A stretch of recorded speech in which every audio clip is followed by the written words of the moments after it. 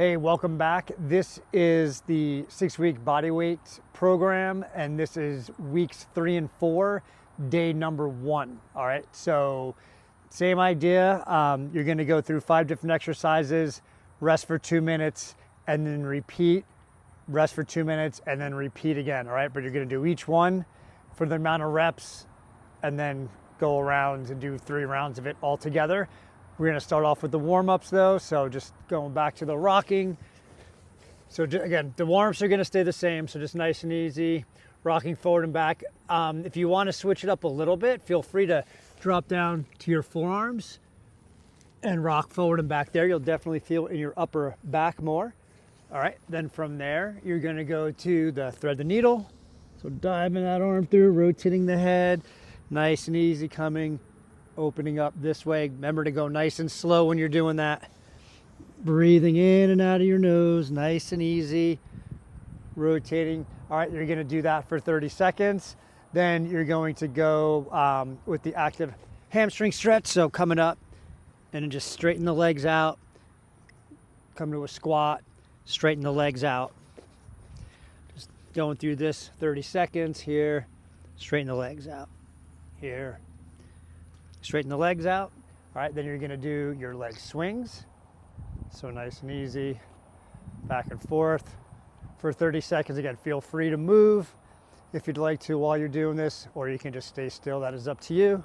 Then we're going to go into the big shoulder circles, go in one direction for 15 seconds, and then you're going to do the other direction for 15 seconds. And then the last thing you're going to do is the cross crawls for 30 seconds, touching either opposite hand and knee, opposite forearm and knee, or opposite elbow to knee, okay? But you got to make sure that you are actually touching, and again, do that for 30 seconds. Then we're going to go into the strength part. So we're going to start off with Bulgarian Split Squats. So basically that means, another way you may have heard this if you have it all, is rear foot elevated. That's basically all it means. So just find something that you can elevate your foot on. Anything can work. This is my daughter's little tumbling block that we have. So one foot is going to go up on the box, so I'm on my laces. The other foot I want out far enough that when I drop this back leg down, I'm about 90 degrees and my knee is basically over my ankle. All right, so just like that, you're gonna do 12 reps, switch sides, and then 12 reps on this side. Now, if you have a hard time balancing and you're struggling with this, just go back to the lunges. That's fine. And if the lunges are too difficult, if it hurts your ankles, hurt your knees, then just go back and stick with the squats. You can even do assisted squats by holding onto something while you're doing it, right? So only progress if you feel safe doing so. Don't just do it just because it's part of the program. That's really, really important for you to think about that, okay? Next, we're gonna go into push-ups. Now we're upping the reps, so we're going to 15. But just a really quick reminder of the push-ups. So you want your hands at least shoulders width apart. And remember, those wrists need to stay underneath your elbows the whole time. We never wanna come out like this, all right? So if you're push-ups and you're doing this and you can't bring your elbows in, then bring your hands out further. That's all you gotta do, all right? So we're here. We're gonna pretend like we have those screws coming out of our hands, or we're bending a bar. We're really gonna twist and try to bend that bar, really get that activated, really rotate those hands into the ground, get up into a strong plank position. Remember, pull yourself down, drive yourself back up, and I'm constantly screwing my hands into the ground or bending that bar the whole time. I'm not starting and then letting go of that tension. I'm keeping that tension the whole time. All right, you're gonna go to 15. If you need to, you can always stop, rest, and just get 15 in before you go to the next exercise, or you can always be here with your knees off the ground and then put the knees on the ground to finish if you need to, okay? But just make sure that those kneeling push-ups are still good, strong push-ups where you're still activating, still screwing the hands in or bending the bar, whichever cue works best for you. All right, so you'll do 15 of those. Then you're gonna get on your back and you're gonna do single leg glute bridges. So lie flat on the back, All right, one foot is gonna be up close to the butt, so try to get the heel close to your butt.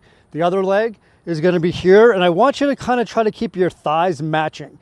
So I don't want you to necessarily be with your legs straight up in the air. If you wind up doing that, it's not a big deal, but try to keep your thighs matching, all right? And you're gonna do one leg and then switch and do the other, all right? And you're doing 15 on each leg. So make sure that your shoulders, remember your upper back should stay flat on the ground. We're not trying to bridge where we're up like close to our neck. So here, drive that foot down, squeeze that glute. So see how I'm not going here, I'm trying to keep this level, my thighs level, back down, squeeze it again. I'm not arching where I'm all the way up on my shoulders. I'm keeping my upper back flat. Squeeze at the top a little bit. All right, you're gonna do 15. Now, by any chance, if you struggle with this or you feel your hamstrings start to cramp, then that's probably a little bit too much, and you're just gonna go back to putting both feet down and doing those bridges, okay? But if you can do the singles, you'll do 15 on one leg and then switch and do 15 on the other. All right, make sure you give yourself a good second pause and squeeze that glute at the top. All right, so 15 each leg. Then we're gonna go to a plank with a shoulder tap. So this actually will be a push-up plank. So you'll be up on your hands instead of your forearms. So good strong core. Spread your feet out a little bit on this one and give yourself, like, the wider your feet are, the better base you'll have when you lift your hand up, because you're gonna lift your hand up. If you have a narrow base and you go to lift your hand up, it'll be like more like on a tightrope where you're trying to be here, where, you know, kind of place everything where you're more like wide and like more on train tracks. All right, so we're gonna be here, good strong position. Now, without letting your body shift around a lot, you're just gonna tap the shoulder for 45 seconds, going back and forth, nice and easy. So what I don't want is like you turning your body and having to shift everything over here to be able to hold yourself up. You should be able to stay just like that. That's where spreading your feet out a little wider will help. Now, if you want to do these for reps, that's fine. Maybe shoot for 20 total. Nice and easy. So you should really feel everything light up in your core, especially your core. Every time you pick up a hand, you should feel like a little bit of a shift, but you got to stabilize it. All right, so that's what I want you to think about while you're doing it. So again, 45 seconds or 20, whichever works for you.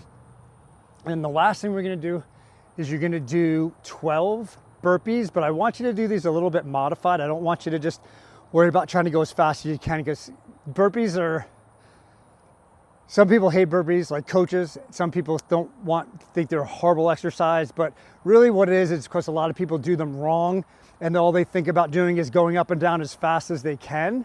Where in reality, if you just kind of take your time, they're actually fine to do. So what I want you to think about is you're doing more of a hinge and putting your hands down on the ground. So you're gonna come to here, hinge, and then drop your hands down to the ground. And then from here, jump your legs straight back, staying in a strong plank position here. Don't let your hips drop. And that's where I think a lot of coaches, a lot of people that don't like burpees, it's because people end up hyperextending their lower back because they do this. So just stay in a strong position and then just hop back up, stand back up nice and tall. All right, so here, jump back. Now, if you have to, it's fine. Say you don't have the mobility to jump and get your feet back close enough to your hands to stand up. I have no problem that if you step one leg up and then step the other one up and then come up. You could also use something like this to kind of help a little bit, where you're here, put your hands down, jump back, jump forward, come up nice and tall. That's fine too. All these different variations are totally fine. Again, it's just, this one again is more about just kind of getting your heart rate up a little bit, but it also needs to be safe. So you got to make sure that you're not doing it sloppy. So if you need to do it on an elevated, something elevated, that's fine, a chair or something like that, whatever. It's fine. Don't worry about it. You're not cheating yourself, right? If anything, you're doing yourself a disservice if you don't have the mobility or the strength to get up and down off the ground with good form. All right, so again, 12 of those, then rest for 2 minutes, go through the whole thing again, rest for 2 minutes, and then you'll go through everything one more time. All right, so weeks 3 and 4, day 1.